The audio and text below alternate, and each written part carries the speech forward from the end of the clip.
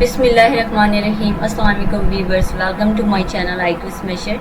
Today we are going to discuss about dark reaction. ठीक है, आज का हमारा लेक्चर बहुत ही ज़्यादा इंटरेस्टिंग होने वाला है, इसलिए फुल लेक्चर को कंप्लीट देखिएगा ताकि आपको इसके बारे में, इसके स्टेप्स के बारे में क्लियर हो सके और आपको लेक्चर जो है वो इजीली समझ आ सके। आज डार्क रिएक्शन, जैसे कि डार्क रिएक्शन है, इसको दो और नाम से भी जाहिर किया जाता है या दो और नाम से भी जाना जाता है। डार्क रिएक्शन को कैल्विन बेंसन साइकिल भी बोलते हैं या फिर C3 साइकिल। ठीक है, ये जो ज़्यादा फेमस है वो कैल्विन बेंसन साइकिल से फेमस है, लेकिन इसके जो नाम और दिए जाते हैं वो हमारे पास डार्क रिएक्शन और C3 साइकिल होते हैं। अब ये डार्क रिएक्शन होता क्या है उसको हम देखते हैं। पहले इसको डिफाइन करते हैं। द सीरीज ऑफ रिएक्शन जिस in which carbon is fix in the synthesis of sugar called Calvin Benson cycle. यानी डार्क रिएक्शन के अंदर कार्बन जो है उसको फिक्स किया जाता है किसकी फॉर्म में, शुगर की फॉर्म में। ठीक है, एक ऐसा सीरीज ऑफ रिएक्शन यानी कि रिएक्शन जिसमें ढेर सारे रिएक्शंस होते हैं और कार्बन को फिक्स किया जाता है शुगर के अंदर, इसको हम बोलते हैं कैल्विन बेंसन साइकिल। अब ये होता कहाँ पे है? हमें पता है कि जो डार्क रिएक्शन होता है ये हमेशा क्लोरोप्लास्ट के स्ट्रोमा के अंदर हो रहा होता है। किसके अंदर हो रहा होता है? हमारे पास स्ट्रोमा के अंदर डार्क रिएक्शन हो रहा होता है। ठीक है, अब इसकी डिस्कवरी के बारे में बात करते हैं। जैसे कि मैंने बोला था कि ये फेमस किस वजह से है, कैल्विन बेंसन साइकिल। अब हमारे पास साइंटिस्ट थे, कुछ दो साइंटिस्ट थे, उनके साथ कुछ हेल्पर भी थे उनके, मेल्विन कैल्विन और साथ में बेंसर और उनके को वर्कर। ठीक है, इन्होंने क्या किया, कैल्विन बेंसन साइकिल को एक्सपेरिमेंट किया और इसको जो है इस फिनोमेना को इंट्रोड्यूस करवाया। अब इन्होंने एक्सपेरिमेंट कौन सा किया था और किस पर एक्सपेरिमेंट किया था वो हम देखने जा रहे हैं। सबसे पहले इन्होंने एक एल्गी को लिया था जिसका नाम था कोलेरा। कोलेरा एक हमारे पास यूनिसेलुलर एल्गी है जिसके ऊपर इन्होंने ये एक्सपेरिमेंट परफॉर्म किया था। इन्होंने कार्बन डाइऑक्साइड के अंदर रेडियो एक्टिव आइसोटोप्स यूज़ किए थे, कार्बन 14 के। किसके अंदर?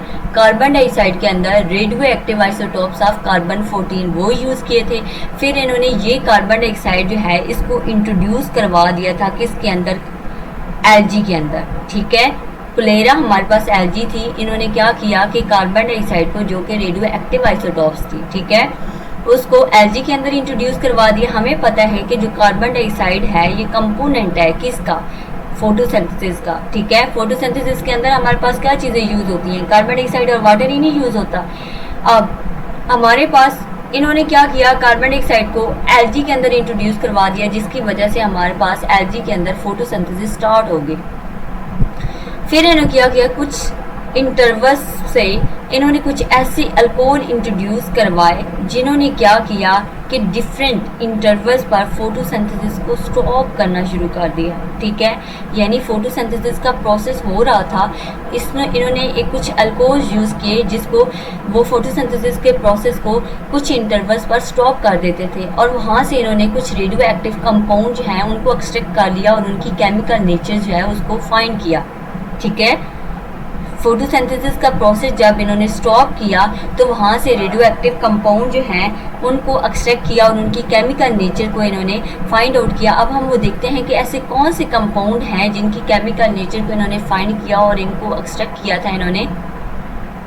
जब 2 सेकंड के बाद उन्होंने फोटोसिंथेसिस का प्रोसेस स्टॉप किया तो उन्होंने देखा कि जो फास्फोग्लाइसरैल्डिहाइड हमारे पास है या फास्फोग्लाइसरेट है उसके अंदर कार्बन 14 जो हमने कार्बन डाइऑक्साइड यूज़ की थी वो रेडियो एक्टिव थी।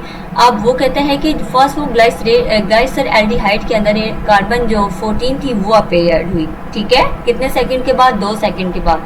नेक्स्ट कहते हैं कि 30 सेकंड के बाद, जब 30 सेकंड के बाद फोटोसिंथेसिस का प्रोसेस स्टॉप किया गया तो हमारे पास जो कार्बन 14 थी रेडियो एक्टिव वो चार मॉलिक्यूल्स थे जिनके अंदर देखिए एक हमारे पास ट्राइओस फास्फेट था, दूसरा फैक्टोज 1,6 बिसफास्फेट और ग्लूकोज फास्फेट। यानी 3 कंपाउंड या 3 मॉलिक्यूल ऐसे हैं जिनके अंदर हमारे पास 30 सेकंड के बाद इनमें कार्बन 14 देखा गया।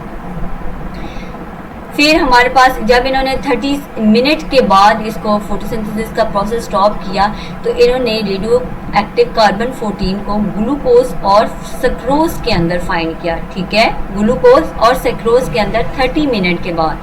अब लास्ट पे जब इन्होंने 1 घंटे के बाद फोटोसिंथेसिस का प्रोसेस स्टॉप किया तो कार्बन 14 जो है ये कुछ अमाइनो एसिड के अंदर ये वाला जो कंपाउंड है वो देखा गया। तो ये हमने जो यूज़ किए थे कार्बन डाइऑक्साइड जो कि रेडियो एक्टिव 14 जिसमें यूज़ हुआ था, तो वो किन किन कंपाउंड में देखी गई वो हमने इसको देख लिया कि कौन से कंपाउंड एक्सट्रैक्ट किया गया और इनकी केमिकल नेचर क्या थी। नेक्स्ट अब हमने इसका मैकेनिज्म स्टार्ट करना है। जो कार्बन साइकिल है, कैल्विन C3 साइकिल, ये 4 स्टेप्स इसके हैं। कौन कौन से स्टेप्स हैं वो देखने जा रहे हैं। सबसे पहले कार्बन फिक्सेशन। हमने कहा था जो डार्क रिएक्शन है इसमें कार्बन को फिक्स किया जाता है शुगर के अंदर। तो पहला स्टेप है कार्बन फिक्सेशन। दूसरा हमारे पास है रिडक्शन। अब इस जरी सी बात है, हमारे पास एक साइकिल है, एक रिएक्शन सीरीज ऑफ रिएक्शन है। इसको कैटालाइज करने के लिए हमारे पास क्या चीज़ यूज़ हो रही है, ATP और NADPH2। ये 2 चीज़ें यूज़ हो रही हैं जो रिएक्शन को कैटालाइज भी कर रही हैं और इसके अंदर मॉलिक्यूल को भी ऐड कर रही हैं। वो हम नेक्स्ट बाद में इसको डिटेल से पढ़ते हैं। थर्ड स्टेप है रीजनरेशन ऑफ RUBP। हमें पता है राइबोलोज बिसफॉस्फेट जो है ये बहुत इंपॉर्टेंट है डार्क रिएक्शन के लिए, तो इसी वजह से इसको बार बार रीजनरेट किया जाता है ताकि इसको साइकिल के अंदर बार बार यूज़ किया जा सके। लास्ट पर हम देखेंगे सिंथेसिस ऑफ फाइनल प्रोडक्ट। अब साइकिल देख लेते हैं कि ये साइकिल जो है ये कैसे परफॉर्म होता है। स्टार्टिंग में यहाँ पर देखें हमारे पास इनपुट क्या होती है। हमारे पास 3 मॉलिक्यूल होते हैं ऑक्सीजन के एंड 3 मॉलिक्यूल होते हैं कार्बन डाइऑक्साइड के, ठीक है। ये हमारे पास इनपुट है। जब साइकिल स्टार्ट होता है तो एक एंजाइम यूज़ किया जाता है, उसका नाम है रुबिस्को, ठीक है। ये रुबिस्को क्या करता है, कार्बन डाइऑक्साइड और ऑक्सीजन मॉलिक्यूल को कंबाइन करता है और एक कंपाउंड बनाता है या मॉलिक्यूल बनाता है जिसको हम बोलते हैं 3-फॉस्फोग्लाइसरेट, ठीक है। 3-फॉस्फोग्लाइसरेट। इसकी केमिकल नेचर यहाँ पर आपको नज़र आ रही होगी कि साथ में फॉस्फेट ग्रुप अटैच है। और कितने मॉलिक्यूल हमारे पास बने हैं, ये हमारे पास 6 मॉलिक्यूल बने हैं, ठीक है। इस रिएक्शन को कैटालाइज करवाने के लिए जरी सी बात है फॉस्फेट ऐड हुआ है। तो फॉस्फेट कैसे ऐड हुआ है वो हम देखते हैं कि जब 6 ATP मॉलिक्यूल की ब्रेक डाउन हुई या उनकी रिडक्शन की गई तो ATP कन्वर्ट हो गया ADP में और साथ में हमारे पास ये कन्वर्ट हो जाता है फॉस्फेट के अंदर, ठीक है। और वो फॉस्फेट किस में ऐड किया गया, 3-फॉस्फोग्लाइसरेट के अंदर। यहाँ पर होप्स हो कि आपको समझ आ गया। अब 3-फॉस्फोग्लाइसरेट जो है ये कन्वर्ट हो जाता है 1,3-बिसफॉस्फोग्लाइसरेट। अब इस रिएक्शन के अंदर दोबारा हमारे पास फॉस्फेट ग्रुप जो है वो ऐड किया जाता है। 6,3-फॉस्फोग्लाइसरेट से 6,1,3-बिसफॉस्फोग्लाइसरेट बन जाता है, यानी इसके अंदर एक और फॉस्फेट ग्रुप ऐड किया गया। यहाँ पर आपको नज़र आ रहा होगा कि ऊपर हमारे पास जस्ट एक फॉस्फेट था लेकिन नीचे हमारे पास 2 फॉस्फेट यूज़ हुए। आगे देखें इस स्टेप के अंदर नेक्स्ट जब 1,3-बिसफॉस्फोग्लाइसरेट कन्वर्ट होगा ग्लाइसरल्डिहाइड 3-फॉस्फेट के अंदर, तो हमारे पास NADPH के 6 मॉलिक्यूल होते हैं। जब इनकी रिडक्शन होती है तो ये बना देते हैं NADP में कन्वर्ट हो जाते हैं और साथ में फॉस्फेट के अंदर, यानी 6 मॉलिक्यूल थे तो जरी सी बात है हमारे पास 6 NADP बनेंगे और साथ में 6 फॉस्फेट बनेंगे। अब ग्लाइसरल्डिहाइड 3-फॉस्फेट यानी 3 जो कार्बन होगी उसके साथ फॉस्फेट ग्रुप अटैच होगा। हमारे पास कितने टोटल अभी हमारे पास क्वांटिटी 6 की आ रही है, ठीक है। अब 6 मॉलिक्यूल बने हैं ग्लाइसरल्डिहाइड 3-फॉस्फेट। इसमें से जो एक मॉलिक्यूल होगा वो क्या बना देगा, शुगर, ठीक है। अब ये ग्लूकोज हो सकती है या सक्रोज हो सकती है जो कि हमारे पास शुगर है और ये आउटपुट है।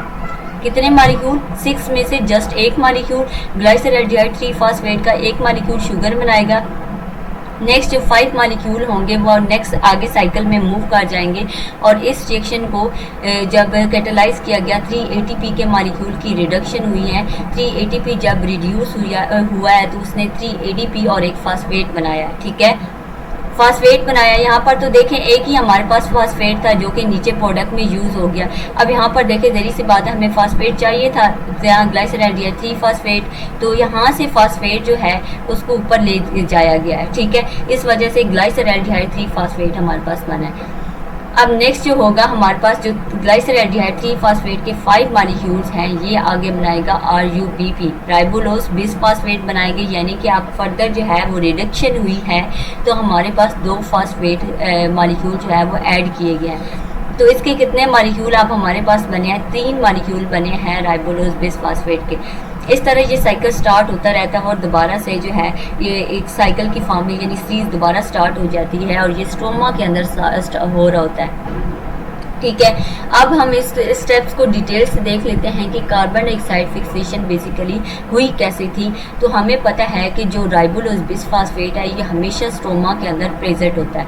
जब रिएक्शन स्टार्ट होता है तो राइबोलोज बिसफॉस्फेट कार्बन डाइऑक्साइड के साथ मिलता है और एक 6 कार्बन कंपाउंड बनाता है लाइक ग्लूकोज। ठीक है, अब ग्लूकोज जो बनता है तो ये अनस्टेबल होता है। ठीक है, अनस्टेबल होने की वजह से ये ब्रेक डाउन हो जाती है इसकी और ये कितने मॉलिक्यूल बना देता है, 2 मॉलिक्यूल बना देता है 3-फॉस्फोग्लाइसरेट के। कितने मॉलिक्यूल, 2 मॉलिक्यूल 3-फॉस्फोग्लाइसरेट के बना देता है। इस रिएक्शन को कैटालाइज कौन सा एंजाइम करता है, रुबिस्को कैटालाइज करता है या फिर राइबोलोज बिसफॉस्फेट कार्बोक्सिलेज। इसका सिंपल नेम क्या है, रुबिस्को। अब रिडक्शन कार्बन डाइऑक्साइड की फिक्सेशन तो हो गई हमारे पास क्योंकि हमने कार्बन को यूज़ कर लिया था किसमें, शुगर में। अब रिडक्शन जरी सी बात है, हमने कहा था कि जो रिएक्शन है कैटालाइज करवाया गया ATP और NADPH2 की मॉलिक्यूल को यूज़ करके। तो आप कहते हैं कि इन दोनों मॉलिक्यूल जो होते हैं ATP और NADPH2 जो है इनको यूज़ किया जाता है रिडक्शन में। हमारे पास जो कार्बोक्सिलिक ग्रुप होता है COOH, इसको बोलते हैं कार्बोक्सिलिक ग्रुप। फॉस्फोग्लाइसरएल्डिहाइड जो हमारे पास 3-फॉस्फोग्लाइसरएल्डिहाइड यानी 3 कार्बन के साथ जो फॉस्फेट अटैच होगा उसमें जो कार्बोक्सिलिक ग्रुप है उसको फॉस्फोराइलेट किया जाता है। फॉस्फोराइलेट का मतलब हमारे पास इसमें फॉस्फेट ग्रुप ऐड किया जाता है बाय ATP। जहरी सी बात है, जब ATP को रिड्यूस करवाया जाएगा तो ADP और फॉस्फेट हमारे पास बनेगा।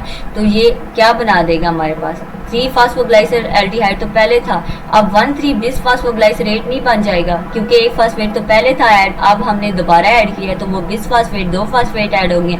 जब 2 फॉस्फेट ऐड हो गए तो इस वजह से हमने इसको बोला है बिसफॉस्फोग्लाइसरेट। ठीक है, अब हमारे पास जो मॉलिक्यूल बन गया है 1,3-बिसफॉस्फोग्लाइसरेट, ये रिएक्ट करेगा NADPH2 के साथ। ठीक है, किसके साथ, NADPH2 के साथ रिएक्ट करेगा जो कि रिड्यूस हो जाएगा 3-फॉस्फोग्लाइसरएल्डिहाइड के अंदर। ठीक है, रिड्यूस हमने कहा है। अब यहाँ पर जो एंजाइम यूज़ किया गया है ट्राइओस फास्फेट डीहाइड्रोजिनेज, इसमें से क्या चीज़ रिमूव की है, डीहाइड्रोजिनेज का मतलब है कि इसमें से अब हाइड्रोजन को रिमूव किया गया है। यानी 1,3-बिसफॉस्फोग्लाइसरेट से हमारे पास बना है 3-फॉस्फोग्लाइसरएल्डिहाइड। अब ये रिएक्शन हुआ कैसे है वो देखते हैं। जब फॉस्फोग्लाइसरएल्डिहाइड ATP और NADPH 3 मॉलिक्यूल आपस में रिएक्ट करेंगे तो ये बनाएंगे फॉस्फोग्लाइसरएल्डिहाइड।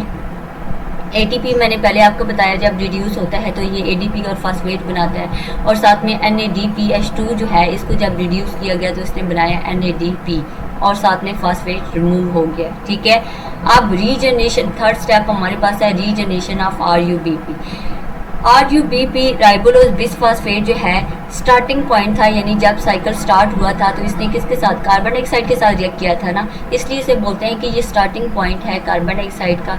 ठीक है, जहरी सी बात है, रीजनरेट क्यों कर रहे हैं हम इसको, क्योंकि ये राइबोलोज बिसफॉस्फेट जो है ये रिएक्शन के अंदर बार बार यूज़ हो रहा है। तो जहरी सी बात है, जब यूज़ हो रहा है तो हमें इसे साइकिल में, नेक्स्ट साइकिल में भी तो ज़रूरत है ना, इस वजह से हम इसको बार बार रीजनरेट करते रहते हैं ताकि इसको साइकिल के अंदर यूज़ किया जा सके। अब हमारे पास जो फॉस्फोग्लाइसरएल्डिहाइड था ये कन्वर्ट हो गया है डीहाइड्रोक्सी एसीटोन फॉस्फेट के अंदर। ठीक है, डीहाइड्रोक्सी एसीटोन फॉस्फेट के अब जो 2 मॉलिक्यूल होंगे इन्होंने कन्वर्ट हो जाना है किसके अंदर, हमारे पास, यानी अब अल्डोल कंडेंसेशन हो रही है ना, जो 2 मॉलिक्यूल बने थे ना फॉस्फोग्लाइसरएल्डिहाइड से डीहाइड्रोक्सी एसीटोन फॉस्फेट के, अब उनमें वो कंडेंस होंगे और हमारे पास फ्रैक्टोज 1,6-बिसफॉस्फेट देंगे। अल्डोल कंडेंसेशन अब यहाँ पर स्टार्ट हो गई है। ठीक है, हमारे पास डीहाइड्रोक्सी एसीटोन फॉस्फेट से मॉलिक्यूल बने हैं, कौन सा मॉलिक्यूल बना है, फ्रैक्टोज 1,6-बिसफॉस्फेट। अब यहाँ पर फ्रैक्टोज, यहाँ पर देखिए ग्लूकोज और फ्रैक्टोज, एक हमारे पास ग्लूकोज होता है और दूसरी शुगर हमारे पास फ्रैक्टोज, यहाँ पर उन्होंने कहा है फ्रैक्टोज 1,6-बिसफॉस्फेट में कन्वर्ट हो गया। जब फ्रैक्टोज 1,6-बिसफॉस्फेट को हाइड्रोलाइज करवाया जाएगा, हाइड्रोलाइज का मतलब है कि जब वाटर के साथ रिएक्ट करवाया जाएगा तो ये मॉलिक्यूल बना देगा फ्रैक्टोज 6-फॉस्फेट। एक फास्फेट क्या हुआ, रिमूव हो गया, इस वजह से फ्रक्टोज 6 फास्फेट बना है। अब फ्रक्टोज 6 फास्फेट जब कंबाइन होगा फास्फोग्लाइसरएल्डिहाइड के साथ, जो कि 3 कार्बन कंपाउंड है, तो ये 2 मॉलिक्यूल देगा किसके, एरिथ्रोज 4 फास्फेट के, जो कि एरिथ्रोज का मतलब होता है जिसमें 4 कार्बन होती हैं, और xylulose 5 phosphate. Xylulose 5 carbon compound है और एरिथ्रोज 4 कार्बन कंपाउंड है, ठीक है। फास्फोग्लाइसरएल्डिहाइड क्या बना देगा, 2 मॉलिक्यूल्स जब फ्रक्टोज 6 फास्फेट और फास्फोग्लाइसरएल्डिहाइड आपस में रिएक्ट करेंगे तो इन्होंने 2 मॉलिक्यूल बनाने हैं, एरिथ्रोज 4 फास्फेट और जाइलुलोज 5 फास्फेट, ठीक है। अब हमारे पास नेक्स्ट स्टेप में जो एरिथ्रोज 4 फास्फेट होगा ये किसके साथ कंबाइन करेगा, डी हाइड्रोक्सी एसीटोन फास्फेट के साथ, और 7 कार्बन कंपाउंड बना देगा जो कि है सीडोहेप्टोलोज 7 फास्फेट, ठीक है। यानी 7 कार्बन के साथ फास्फेट ग्रुप अटैच होगा तो ये 7 कार्बन कंपाउंड बनाएगा। अब सीडोहेप्टोलोज 7 फास्फेट जब फास्फोग्लाइसरएल्डिहाइड के साथ रिएक्ट करता है तो हमारे पास 2 मॉलिक्यूल बनते हैं किसके, जाइलुलोज 5 फास्फेट के, जो कि हमने ऊपर पढ़ा है कि कौन सा कंपाउंड है, 5 कार्बन कंपाउंड है। ये सारे स्टेप हम एल्डोल कंडेंसेशन के पढ़े हैं जिसके अंदर कौन सा मॉलिक्यूल किसके साथ मिलता है तो क्या प्रोडक्ट बनता है वो हम ये डिस्कस कर रहे हैं, ठीक है। हमारे पास जो बने थे जाइलुलोज 5 फास्फेट, इसके जो 2 मॉलिक्यूल हैं आपस में रीअरेंज होते हैं तो एक कंपाउंड बना देते हैं, एक मॉलिक्यूल बनाते हैं जिसे बोलते हैं राइबोलोज 5 फास्फेट, ठीक है। अब राइबोलोज 5 फास्फेट की जब फास्फोराइलेशन करवाई जाती है यानी फास्फेट ऐड करवाया जाता है एटीपी को रिड्यूस करके, तो ये बन जाता है 1,5-बिस फास्फेट या RUBP, दोबारा अब हमारे पास रीजनरेट हो गया, ठीक है। अब हम लास्ट पर हमारा स्टेप था सिंथेसिस ऑफ फाइनल प्रोडक्ट। हमने देखा कि हमारे पास 3 मॉलिक्यूल यूज हुए हैं कार्बन डाइऑक्साइड के और 3 ही मॉलिक्यूल हुए हैं राइबोलोज बिसफास्फेट के, ठीक है।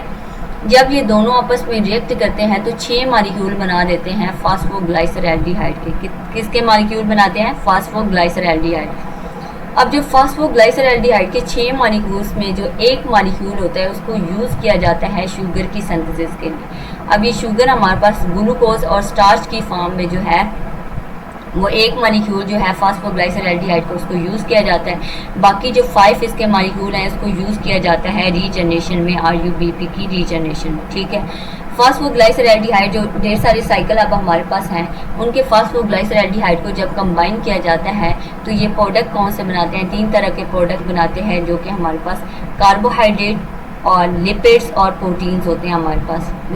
ये कार्बोहाइड्रेट हमारी बॉडी के अंदर जो है वो ज़रूरी होते हैं, हमें मेटाबॉलिज्म में यानी हमारी एनर्जी के लिए ज़रूरी होते हैं, एनर्जी प्रोवाइड करते हैं हमें। तो ये था सारा हमारे पास डार्क रिएक्शन। अगर आपको टॉपिक अच्छी तरह समझ आ गया हो या कुछ भी वो लगता तो नहीं है कि आप में इसमें कोई आपको अब मुश्किल होगी समझने में, बहुत ही आसान था, थोड़ा सा कॉम्प्लिकेटेड था रीजनरेशन से, वो हमारे पास एल्डोल कंडेंसेशन हो गई है।